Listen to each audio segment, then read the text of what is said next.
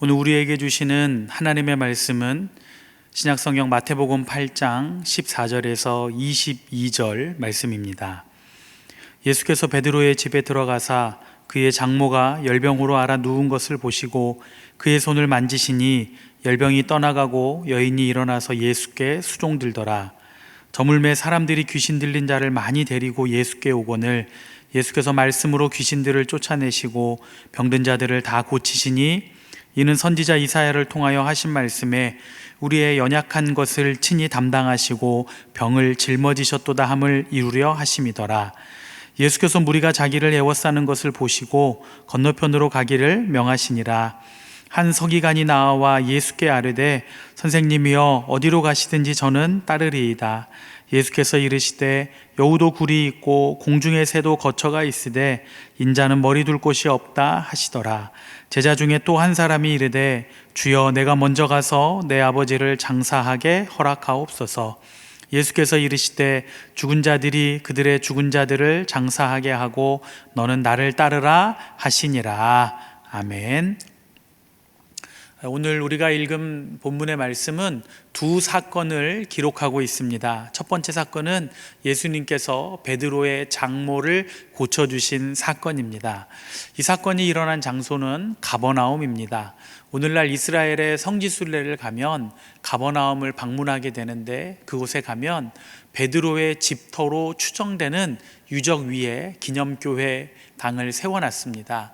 저도 가버나움에 방문을 했을 때 이곳에 갔었는데 이곳에서 예수님이 말씀을 전하시고 또 병자들을 고쳐주셨을 것을 상상했을 때 특별한 감동이 있었습니다. 오늘 본문은 예수님께서 베드로의 집에 들어가셨다고 합니다. 베드로가 예수님을 초청한 것인지 아니면 이 모든 것을 알고 계신 예수님께서 그 집에 찾아가신 것인지 성경이 말하지 않기 때문에 정확히 알 수는 없습니다. 그런데 예수님의 방문은 문제를 해결하는 중요한 출발점이 됩니다. 예수님이 베드로의 집에 들어가셨을 때 마침 베드로의 장모가 열병으로 누워 있었습니다. 그것을 보신 예수님은 누구도 요청하지 않았는데 베드로 장모의 열병을 고쳐주셨습니다. 여러분, 예수님께서 우리 집에 오시면 문제가 해결됩니다. 그러므로 문제가 있다면 예수님을 그 문제의 자리에 여러분의 인생의 중심에 꼭 초대하십시오. 예수님이 오시면 그 문제는 반드시 해결됩니다. 예수님은 베드로 장모의 열병을 고쳐주실 때 그녀의 손을 잡아주셨습니다. 당시 율법에 의하면 열병이 있는 사람을 만지는 것이 금지되었습니다. 그러나 예수님은 베드로 장모의 손을 먼저 내밀어 잡아주셨습니다. 그 순간 예수님의 그 따뜻한 사랑이 아마도 그녀의 마음속에 전달이 되었을 것입니다. 환자도 사람입니다. 사람들이 자신을 피할 때, 가족조차도 자신을 만날 수 없고 만질 수 없을 때 그 마음에 얼마나 큰 상처가 있었겠습니까? 그러나 예수님은 자신이 요청하지 않았는데도 먼저 손을 내밀어 주시고 잡아주셨습니다. 여러분, 지금 예수님께서 바로 여러분의 손을 잡아주고 계심을, 여러분을 향해 그 손을 내밀어 주고 계심을 꼭 믿으시기를 바랍니다. 우리를 구원하시고 사랑하시는 예수님께서 친히 우리를 붙잡고 계십니다. 그 예수님의 손을 끝까지 굳게 붙잡는 우리 믿음의 성도들 되시기를 바랍니다.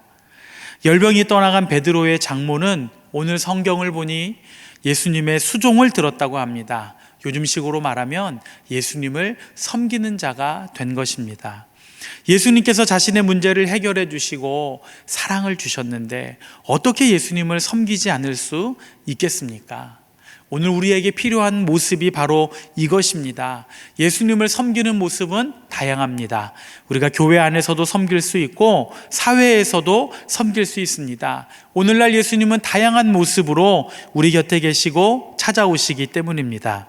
중요한 것은 우리가 예수님의 사랑으로 교회와 이웃과 세상을 섬기는 실천을 행하는 것입니다.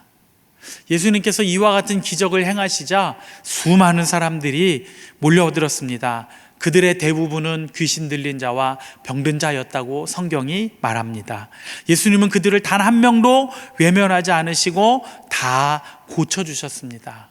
여러분, 오늘 예수님께서 우리를 외면하지 않으시는 이유가 바로 여기에 있습니다. 예수님은 모든 사람, 예수님은 아무리 많아도 모든 사람을 다 품어주시고 만져주시고 안아주시고 위로해 주시고 기도해 주시고 문제를 해결해 주시는 분, 그와 같은 사랑, 바로 이 예수님의 모습을 오늘 이 말씀에서 우리가 다시 한번 만나게 됩니다. 예수님께는 소중하지 않은 사람이 없습니다. 예수님의 사랑으로 품지 못할 영혼은 단 한 명도 없습니다. 오늘 이 모습을 오늘 성경은 이사야 53장 4절의 예언이 실현된 것으로 기록하고 있습니다. 우리의 연약함을 짊어지시고 우리의 병을 짊어지신 예수님이 훗날 십자가에 못 박히심으로 이 문제를 근본적으로 해결하실 것입니다.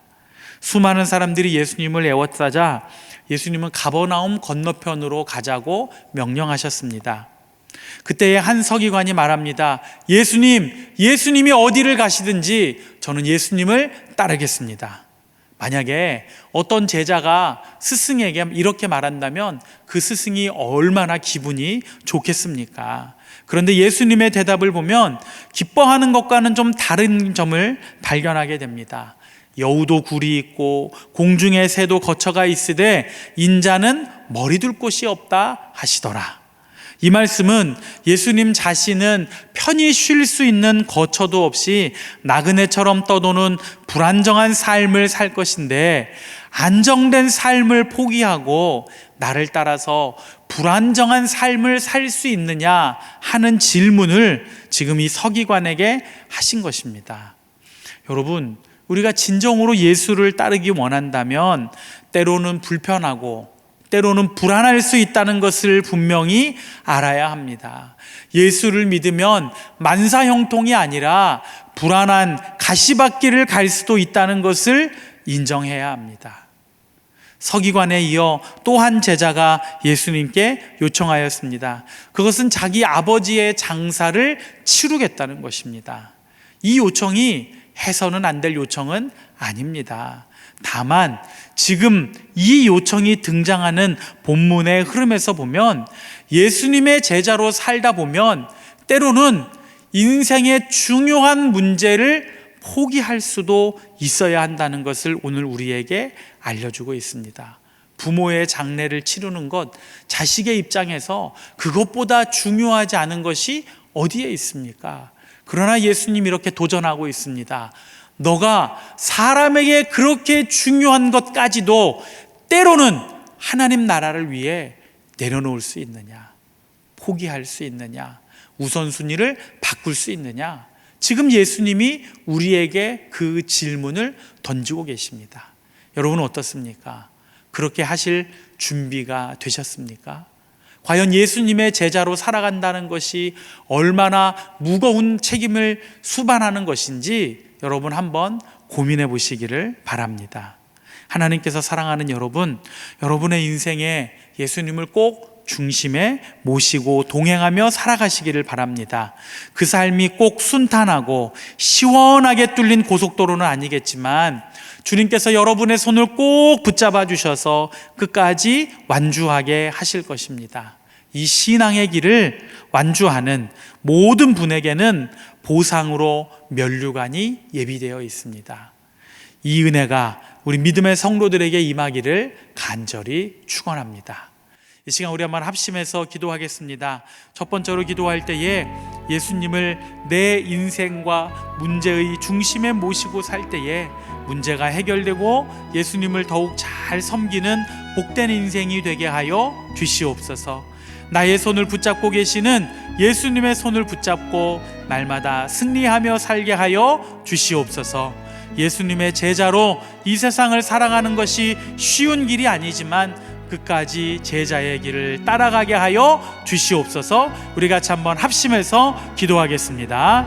사랑과 은혜가 풍성하신 아버지 하나님, 우리 주님의 크고 놀라우신 은혜와 사랑을 감사합니다. 오늘 주님의 말씀을 통하여 예수님이 찾아오시면 인생의 문제가 해결이 된다는 것을 다시 한번 깨닫습니다. 예수님이 내 인생, 내 삶의 중심에, 그 중심 한가운데 오셔서 예수님과 함께 거하며 승리하게 하시고, 예수님과 함께 거하며 날마다 동행하며 하나님 더욱더 하나님께 영광 돌리는 그런 인생, 하나님 그것이 바로 저의 삶이 될 수 있도록 도우시고 인도하여 주시옵소서. 이전보다 예수님을 더 잘 섬기는 복된 인생이 되기를 원합니다. 예수님의 은혜와 예수님의 사랑을 경험한 사람으로서 그 은혜의 풍성함을 누리며 나아가는 제가 될 수 있게 하여 주시옵소서. 또한 나의 손을 붙잡고 계시는 예수님의 손을 붙잡고 날마다 승리하며 살기를 원합니다. 예수님과 함께 동행하며 승리하기를 원합니다. 주님 도우시고 인도하시고 역사하여 주시옵소서. 날마다 주님과 동행하며 이 거친 세상을 헤쳐나갈 수 있는 저의 삶이 되게 하여 주시옵소서. 예수님의 제자로 이 세상을 살아가는 것이 쉬운 길은 아닙니다. 그러나 포기하지 않고 끝까지 예수님의 제자로 살게 하여 주시옵소서. 굽은 길도 좁은 길도 마다하지 않고 최선을 다하여 그 길을 달려갈 때 이 신앙의 경주의 끝에 승리자에게, 완주하는 자에게 주시는 면류관을 상급으로 받아 누리는 저희들 모두가 되게 하여 주시옵소서. 우리 주님의 크고 놀라운 은혜와 사랑 마음껏 누리는 저희들 모두가 되게 하여 주시옵소서.